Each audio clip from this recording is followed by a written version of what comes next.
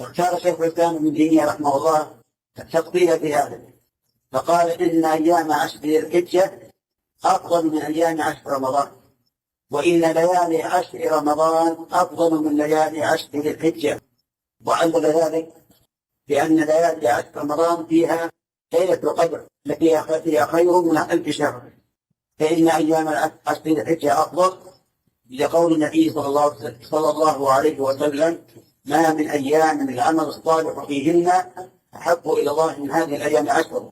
قالوا: ولا الجهاد في سبيل الله؟ قال: ولا الجهاد في سبيل الله إلا رجل خرج بنفسه وماله فلم يرجع من ذلك بشيء. وهذا التفصيل الذي ذهب إليه شيخ الإسلام ابن تيمية رحمه الله تفصيل جيد موافق لظاهر الأدلة.